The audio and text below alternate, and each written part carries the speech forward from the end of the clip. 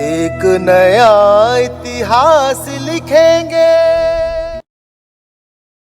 साथियों नमस्ते, मैं हूं ज्ञानेश वाकुड़कर।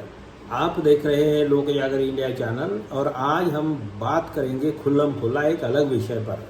असल में सवाल यह है कि क्या मोदी जी हटेंगे या मोहन भागवत कटेंगे। मसला ये है या सवाल ये है कि 75 साल के बाद में राजनीति से रिटायर होना चाहिए, ऐसी बात मोरोपंत पिंगले का उदाहरण देके या हवाला देके मोहन भागवत जी ने अभी कही है और वो इशारा मोदी जी की तरफ है।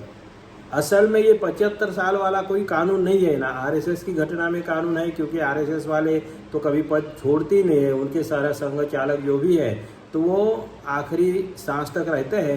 कुछ लोगों ने पद छोड़े हैं तो उनके स्वास्थ्य के बहाने या किसी और बहाने उन्होंने छोड़े हैं, लेकिन ऐसी कोई परंपरा है नहीं। रही भाजपा की बात, तो भाजपा के कॉन्स्टिट्यूशन में भी ऐसी कोई प्रोविज़न है नहीं कि 75 साल के बाद में राजनीति से संन्यास ले लेना चाहिए या हट जाना चाहिए। तो फिर ये बात आई कैसे, जब ये संघ के कॉन्स्टिट्यूशन में नहीं है या परंपरा भी नहीं है उनकी, भाजपा की कॉन्स्टिट्यूशन में तो है ही नहीं, फिर ये बात ऐसी क्यों आई। मोदी को मुरली मनोहर जोशी और लाल कृष्ण आडवाणी इन दोनों को अपने रास्ते से हटाना था, इसीलिए उन्होंने 75 साल वाली ये छोड़ दी और उनको मार्गदर्शक मंडल में डाल दिया। तो ये कोई कानून नहीं है और मोदी जो भी कानून बनाएंगे वही कानून है। आरएसएस के लिए भी कानून वही है, अभी बीजेपी के लिए भी कानून वही है। वैसे तो कानून ये भी था, कानून बोले तो उनकी परंपरा ये भी थी कि भाजपा के 2 व्यक्ति एक ही स्टेट से ना हो। मोदी प्राइम मिनिस्टर थे और उसी गुजरात से अमित शाह पार्टी के अध्यक्ष थे, तो ये भी कानून तोड़ दिया। मोदी शाह ने कानून तोड़ दिया। तो मोदी शाह के सामने कोई नहीं है, जो भगवान को भी नहीं मानते, खुद भगवान है वो। उन्होंने खुद बोल दिया कि मैं नॉन बायोलॉजिकल हूँ, अवतारी पुरुष है। तो अवतारी पुरुष का तो कोई जन्म होता है ना जन्म तिथि होती है, उनको सिर्फ अवतार कार्य प्रकट दिन होता है और वो कब उनका अवतार कार्य खत्म होगा वो तो भगवान के मर्जी पे ही डिपेंड करता है। और दूसरी बात ये है कि मोदी को हटाएगा कौन, शाह को हटाएगा कौन। वैसे मोदी हट गए तो शाह अपने आप आ जाए। हाथी चला गया तो पूंछ चली जाएगी, या चूहा चला जाएगा तो भी पूंछ चली जाएगी। भारतीय जनता पार्टी के राष्ट्रीय अध्यक्ष को लेकर बड़ा घमासान मचा हुआ है। मोदी चाहते हैं कि अपना आदमी हो और भागवत चाहते हैं कि अपना आदमी हो। सबसे बड़ी गलती संघ ने या मोहन भागवत ने तभी कर दी जब मोदी को प्रचार समिति का प्रमुख बना दिया है 2013 में। लेकिन अपने को सत्ता मिल जाती है, अपना हिंदू राष्ट्र बन जाएगा, अपनी दादागिरी चलेगी। तो इस गलत फहमी में मोहन भागवत ने एक सांप को समझ लीजिए अपने गले में बांध लिया है और अब उन्हीं को डसने लग गया। ये तो भस्मासुर वाली बात है। सुब्रमण्यम स्वामी है, उन्होंने तो क्या क्या विशेषण दिए हैं उनको, किस किस नाम से उनको गालियाँ बक रहे, क्या क्या आरोप कर रहे हैं, चरित्र से लेकर भ्रष्टाचार से लेकर उनकी नरसंहार को लेकर, उनकी सत्ता को लेकर, उनकी बेईमानी को लेकर कितने सारे आरोप कर रहे हैं। और ऐसे इसमें मोदी जी हट जाएंगे ये तो संभव नहीं है, क्योंकि मोदी जी अगर हट जाए तो मोदी जी को भी जेल में जाना होगा और शाह को भी जेल में जाना होगा। इनको फांसी पे भी लटकाया जा सकता है, इतने खतरनाक गुनाह इनके नाम पर है। भक्त भले ही कह दे कि भाई कोई आरोप नहीं है, मगर कितने सारे आरोप है, बार बार क्या कहा जाए इनके बाबत। ये देशद्रोह से कम नहीं है और एक बार नहीं 10 बार इन्होंने देशद्रोह किया है, एक बार नहीं 10 बार इन्होंने नरसंहार भी किया है। मैं 2013 से कहता था कि मोदी अगली लड़ाई मोदी और मोहन भागवत के बीच में होगी और वो लड़ाई अब शुरू हो गई। तब लोगों को अभी तक भी लोग यकीन नहीं करते थे मेरी बात का, मगर लड़ाई शुरू हो गई। तो अब मोदी और मोहन भागवत में कौन जीतेगा, कौन हारेगा। क्या मोदी जी सचमुच हट जाएंगे 75 साल के होने के बाद में? तो बिल्कुल नहीं हटेंगे। मोदी के हटने का कोई सवाल नहीं। अगर मोदी हटना भी चाहे तो भी शाह उनको हटने देंगे नहीं। गृह मंत्री है, मतलब सारा कारोबार ही उनके हाथ में है। जैसे मायावती और कांशीराम का हो गया था, कांशीराम होते हुए भी मायावती सर्वे सर्वा बन गई थी। तो ये बोलने के लिए तो ये पार्टियां बहुत चरित्र की बात करते हैं, लेकिन असल में इनके चरित्र में कोई नैतिकता नहीं होती। ई श्रीधरन को टिकट दे दिया था केरला में, चीफ मिनिस्टरशिप के दावेदार भी, तो उनकी उम्र क्या थी? 88 साल। 88 साल, 75 से 13 साल ज़्यादा। और येदियुरप्पा जब आखिरी चुनाव लड़े विधानसभा का, उस समय उनकी 23 में जो लड़े, तो उस समय उनकी उम्र क्या थी? 80 साल की थी, मतलब 75 उन्होंने भी क्रॉस कर दिया था। तो मोदी के पास तो ये है, वो तो किसी को जवाब भी नहीं देंगे, वो बोलेंगे भी नहीं। 75 साल की उम्र खत्म हो जाने के बाद में 76 साल में प्रवेश करेंगे, कोई किसी की बोलने की हिम्मत नहीं। ये भागवत वगैरह अब उनके टुकड़ों पे पल रहे हैं, ऐसा मोदी को लग रहा है। उनके लोग बोलते भी, जेपी नड्डा ने क्या बोल दिया था कि तुम्हारी हमको जरूरत नहीं। इसका मतलब ही क्या था कि 75 साल का जो नाटक आप शुरू कर देंगे, तो उसके पहले ही उन्होंने बोल दिया था। उनको यकीन था कि 400 सीटें आ जाएंगी, 400 बोलेंगे तो 350 तो आ जाएंगी, नहीं 350 तो 300 तो आने वाली है। मेजॉरिटी अपने रहने वाली है, क्योंकि अपन ने सब सेटिंग कर दिया है। और ये मेजॉरिटी रहने वाली है, तो संघ की जरूरत क्या है? हमको क्या सुनने की जरूरत है? संघ के हाथ में है ही क्या? भागवत के हाथ में क्या है? भागवत को कौन पूछता है आजकल? कोई नहीं पूछता है। उनको जो Z+ सिक्योरिटी वगैरह दे दी, नजर कैद है उनको, कहाँ जाते हैं, क्या खाते हैं, किससे मिलते हैं, किससे बात करते हैं, कितना समय बाथरूम में रहते हैं, कितना समय किसके साथ में मिलते हैं, कितने बजे शयन कक्ष में जाते हैं। तो ये सब बातें जो है ना, तो ये Z+ सिक्योरिटी के बाद में तो सब उनकी प्राइवेसी खत्म ही हो गई। उनको नजरबंदी कर दिया था, मतलब एक तरह से जेल ही था।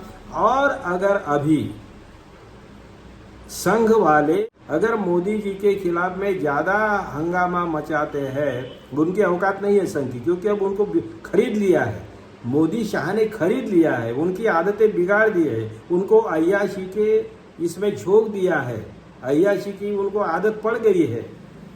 तो ऐसे इसमें कौन छोड़ेगा? और मोदी के बगैर वो अय्याशी उनको कोई दिला नहीं सकता। कितने बड़े बड़े ऑफिसर्स बने, RSS के ऑफिसर्स बने हुए हैं, और RSS की कई संस्थाओं को कितना सारा फंड दिया है। एक झटके में उनको नोटिस दे देंगे तो जेल में डाल देंगे।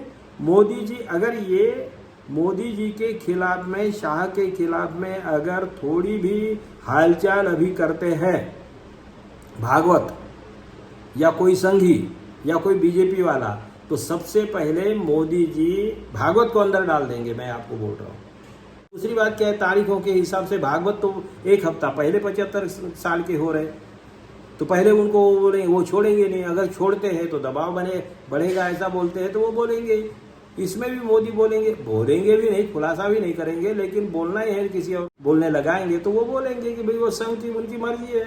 संघ अलग है, बीजेपी अलग है, बीजेपी की कॉन्स्टिट्यूशन है, छोड़ना है नहीं छोड़ना है ये मोदी पे डिपेंड करता है। मोदी जी के बगैर भाजपा की कल्पना भी नहीं कर सकती। और बहुत ही ज़्यादा उछल कूद करेंगे तो मोदी संघ के 2 टुकड़े कर देंगे, 2 फाड़ कर देंगे।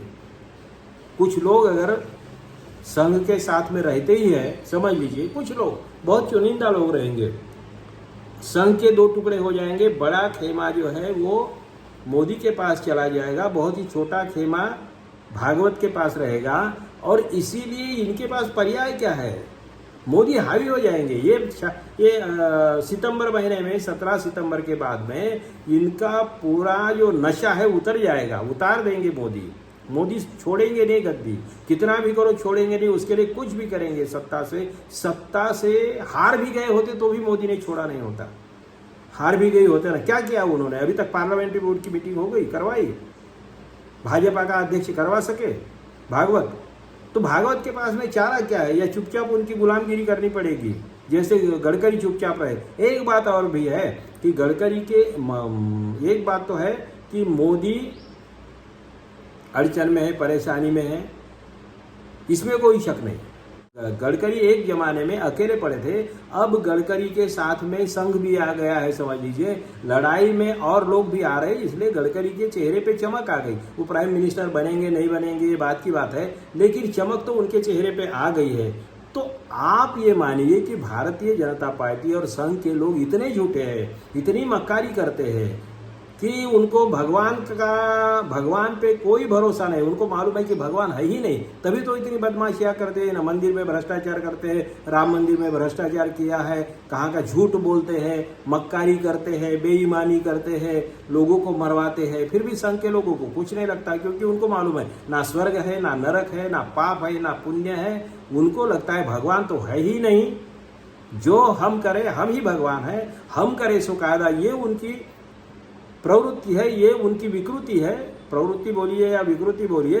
तो इसलिए ये संघ भी जानता है, ये मोदी भी जानते हैं, ये भागवत भी जानते हैं, एक ही थाली के चट्टे बट्टे हैं, और इसीलिए एक दूसरे को कपड़े पहने हुए भी जानते हैं, नंगे में भी जानते हैं। आखिरी लड़ाई ये होगी कि ज्यादा अगर ये उछल कूद करते हैं तो मोदी भागवत का गेम कर देंगे।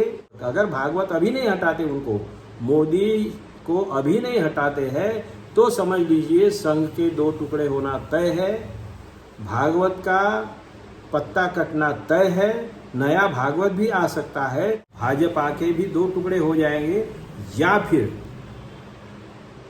मोहन भागवत के पास एक रास्ता है, गडकरी वगैरह जो मोदी विरोधक है उनके पास में एक रास्ता है कि कम से कम 35-40 सांसद वो जुटाए, अपने फेवर के जुटाए, और मोदी के खिलाफ मतदान करके, अधिवेशन में मतदान करके उनकी सरकार गिराए, अल्पमत में लाए और फिर नई सरकार बनाए। क्या मोहन भागवत के कहने के अनुसार 35-40 सांसद मोदी के खिलाफ जाने की हिम्मत कर सकते हैं? क्या इतना दम संघ के लोगों में है, स्वयं सेवकों में इतनी निष्ठाएं है, या फिर अंग्रेजों के सामने जैसे पूंछ डाल देते थे, दुम दबाकर भाग जाते थे? इमरजेंसी में भी वैसा ही हुआ, अंग्रेजों के समय में भी वैसा ही हुआ, अटल बिहारी वाजपेयी ने भी वैसा ही दुम डाली थी, दुम दबाई थी। तो क्या वैसी ही दुम दबाकर भाग जाने का और चुप रहने का काम मोहन भागवत इस समय में भी करेंगे? मोदी के सामने ये दुम नहीं डालेंगे? 35 से 40, सवाल यही है कि 35 से 40 सांसद अगर मोदी का विरोध करते हैं, समय पे सांसदी गंवाने के लिए तैयार है। मोहन भागवत की भी परीक्षा है और वो परीक्षा जीत सकते हैं, लेकिन उनमें हिम्मत है क्या, यही सबसे बड़ी बात है। अगर वो चाहे तो उसमें से भी रास्ता निकल सकता है, उसमें से भी फॉर्मूला निकल सकता है और मोदी को घर भेजा जा सकता है, इसमें कोई शक नहीं। यही समय है, क्या मोदी जी हटेंगे या फिर मोहन भागवत कटेंगे, या मोहन भागवत काटेंगे मोदी को? 35-40 सांसद क्या भागवत का साथ देंगे? क्या अपनी कुर्बानी देने के लिए तैयार रहेंगे? और अगर वो तैयार है तो विरोधी पार्टियों से बात करके इस फॉर्मूले को अंजाम देना पड़ेगा भागवत। आने वाले 2-3 महीने में जो महाभारत होगा, अध्यक्ष पद से लेकर प्राइम मिनिस्टर के हटने तक, मोदी जी के हटने तक, या भागवत के हटने तक, हटाने तक का महाभारत हम आपके सामने रखेंगे। आप देखते रहिए लोक जागर इंडिया चैनल। लाइक करिए, शेयर करिए, सब्सक्राइब करिए। धन्यवाद। आने वाला कल है, यही मेरे देश का कल है। एक नया इतिहास लिखेंगे।